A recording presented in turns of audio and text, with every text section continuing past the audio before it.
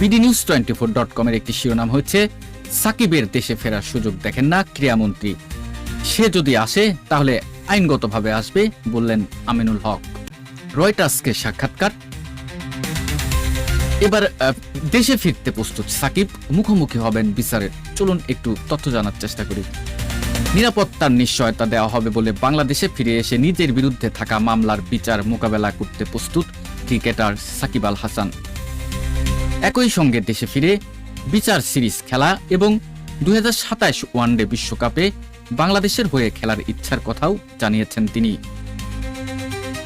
রয়টার্সের প্রতিবেদনে বলা হয়, আওয়ামী লীগের সাবেক সংসদ সদস্য ও সাবেক প্রধানমন্ত্রী শেখ হাসিনার ঘনিষ্ঠ হিসেবে পরিচিত সাকিব 2024 সালের আগস্টে শেখ হাসিনা সরকারের পতনের পর থেকে দেশে ফেরেননি। বর্তমানে তিনি যুক্তরাষ্ট্রে বসবাস করছেন এবং শ্রীলঙ্কায় ফ্র্যাঞ্চাইজি ক্রিকেট খেলছেন। দেশে ফেরার বিষয়ে সাকিব বলেন, সরকার যদি তার নিরাপত্তা নিশ্চিত করার ছাড়পত্র দেয় তাহলে তিনি দেশে ফিরে আদালতের মুখোমুখি হতে প্রস্তুত। নিজের বিরুদ্ধে আনা অভিযোগ প্রসঙ্গে তিনি বলেন, তিনি জানেন যে তিনি কোনো অপরাধ করেননি। সাকিব আরও জানায়, দেশে ফিরলে তিনি প্রধানমন্ত্রী তারেক রহমানের সঙ্গে কথা বলতে চান। তার মতে সরকারের সঙ্গে আলোচনা করে দেশে ফেরার পথ তৈরি করার সম্ভব হতে পারে। সাকিব বলেন, আওয়ামী লীগ ও শেখ হাসিনার সঙ্গে সম্পর্ক ছিন্ন করার কোনো পরিকল্পনা নেই তার। দেশে ফেরার ক্ষেত্রে রাজনৈতিক অবস্থান স্পষ্ট করার যে পরামর্শ দেওয়া হয়েছিল সেটিও তিনি প্রত্যাখ্যান করেছেন।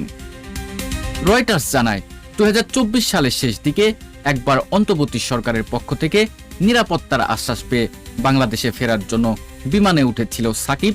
বিমানবন্দর থেকে কর্মকর্তাদের সঙ্গে যোগাযোগ করে যাত্রার বিষয়টি নিশ্চিত করেছিল তিনি, কিন্তু মাঝপথে তাকে ফিরে যেতে বলা হয়। পরে তিনি দুবাই থেকে যুক্তরাষ্ট্রে ফিরে যান। সাকিবের ভাষ্য অনুযায়ী ওই দেশে ফেরার পরিকল্পনাটি আগের 5 থেকে 7 দিন ধরে প্রস্তুত করা হয়েছিল, কিন্তু যাত্রাপথে পরিস্থিতি পরিবর্তন হয়, তাকে ফিরে যেতে হয়। পরে সামাজিক যোগাযোগ মাধ্যমে শেখ হাসিনাকে জন্মদিনের শুভেচ্ছা জানানোকে দেশে ফেরার ক্ষেত্রে বাধা দেওয়ার কারণ হিসেবে কর্তৃপক্ষ উল্লেখ করেছিল বলে জানান সাকিব। তবে বিষয়টি নিয়ে নিজের বিষয় প্রকাশ করে তিনি বলেন, একটি জন্মদিনের শুভেচ্ছা কিভাবে বাংলাদেশে প্রবেশের অনুমতি না দেওয়ার মানদণ্ড হতে পারে তা তিনি বুঝতে পারেন না। রয়টার্সের প্রতিবেদনে আরো বলা হয়, সাকিবের বিরুদ্ধে বর্তমানে 2টি মামলা সক্রিয় রয়েছে। এর একটি 2024 সালের আন্দোলনের সময় এক বিক্ষোভকারী নিহত হওয়ার ঘটনায় করা হত্যা মামলা এবং অন্যটি দুর্নীতি দমন কর্তৃপক্ষের করা দুর্নীতির অভিযোগ সংক্রান্ত মামলা। হত্যা মামলাটি নিয়ে সাকিব দাবি করেন যে যেদিন মামলাটি করা হয়েছিল সেদিন তিনি কানাডার টরন্টোতে একটি ম্যাচ খেলছিল। মামলাটিকে তিনি হাস্যকর বলেও মন্তব্য করেন। এখনো তিনি এই মামলার কোনো আইনজীবী নিয়োগ করেননি বলে জানান। এছাড়া তদন্তের কারণে তারা ব্যাংক হিসাব প্রায় 1.5 বছর ধরে জব্দ রয়েছে বলে জানান সাকিব। তবে কোন ব্যাংকে কত টাকা আটকে আছে তা প্রকাশ করতে রাজি হননি তিনি। একই সঙ্গে গত 10 বছর ধরে তিনি সবচেয়ে বেশি কর দেওয়া ক্রিকেটারদের একজন বলে দাবি করেন। তদন্ত শেষে কোনো অনিয়ম না পেলে তার অর্থ ছাড় করে দেওয়ার আহ্বান জানান। সাকিব আল হাসান আরও জানিয়েছেন, গত 2 বছরে তিনি বাংলাদেশে থাকা বাবা মায়ের সঙ্গে দেখা করতে পারেননি। তার বাবা মা বাংলাদেশে ছাড়তে পারেননি বলে জানান তিনি।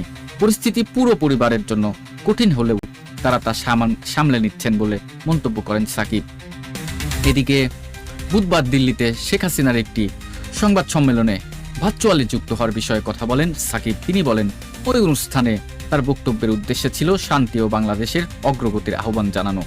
এর কারণে নিজের অংশগ্রহণ নিয়ে তার কোনো অনুশোচনা নেই।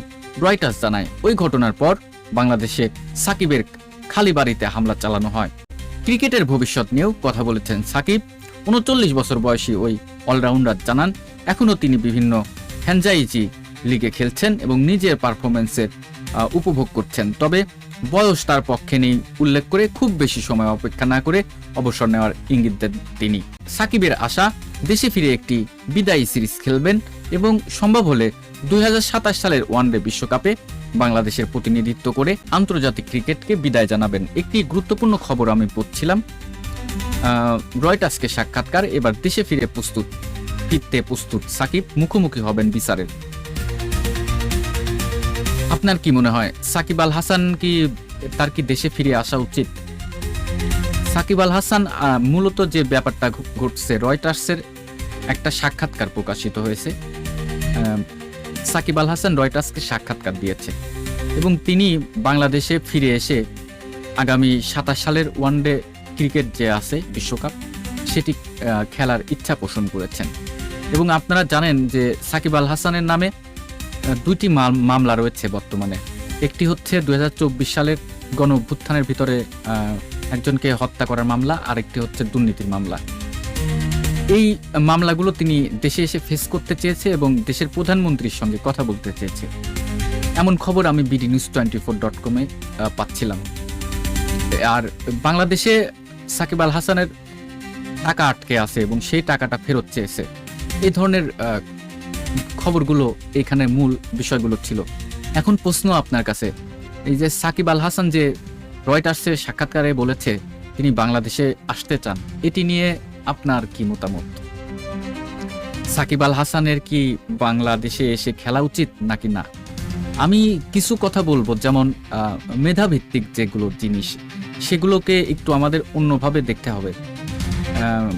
আমি একজন সচেতন নাগরিক হিসেবে বলছি, একজন ক্রিকেট ফ্যান হিসেবে বলছি, কোনো রাজনৈতিক সংগঠন না, বলা চলে 18 কোটি মানুষের যে ভাষা সেই হিসেবেই আমি বলছি। সাকিব আল হাসান হচ্ছে মেধাবী, তো তার শেষের দিকে রাজনৈতিক সম্পৃক্ততা পাওয়া যায় এবং সংসদ সদস্য হিসেবে তাকে সংসদেও যেতে দেখা গেছে। কিন্তু কথা হচ্ছে কি, তিনি তো ক্রিকেট দিয়ে পরিচিত হয়েছে, রাজনীতি করতে করতে উঠে আসেনি।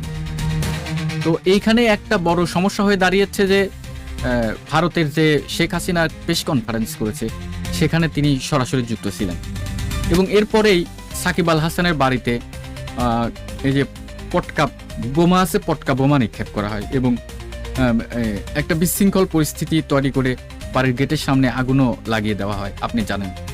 এখন কথা হচ্ছে কি, যে আপনার কি ধারণা? অন্যদিকে কিন্তু মন্ত্রী একটা কথা বলেছেন যে সাকিবের আর দেশে ফেরা ও খেলার সম্ভাবনা নেই, ক্রীড়া প্রতিমন্ত্রী। 2024 সালের 5 আগস্ট রাজনৈতিক পট পরিবর্তনের পরে দেশে ফিরতে পারেননি সাকিব আল হাসান। দীর্ঘদিন ধরে বাংলাদেশের জাতীয় দলের বাইরে রয়েছেন সাবেক এই অধিনায়ক। ঘরের মাঠে জাতীয় দলের হয়ে বিদায়ী সিরিজ খেলার ইচ্ছা প্রকাশ করলেও সাম্প্রতিক রাজনৈতিক কর্মকাণ্ডের পর সেই সম্ভাবনা অনিশ্চিত হয়ে পড়েছে। যুব ক্রীড়া প্রতিমন্ত্রী আমিনুল হক জানিয়েছে। ক্রিকেট ভিত্তিক ওয়েবসাইট ক্রিকবাসকে দেওয়া এক সাক্ষাৎকারে তিনি বলেন তার দেশে ফিরে খেলার কোনো সুযোগ নেই। পড়ে শোনাচ্ছিলাম আপনাদেরকে যে সাকিব আল হাসান রয়টার্সকে সাক্ষাৎকার দিয়েছে, দেশে ফিরতে চায়।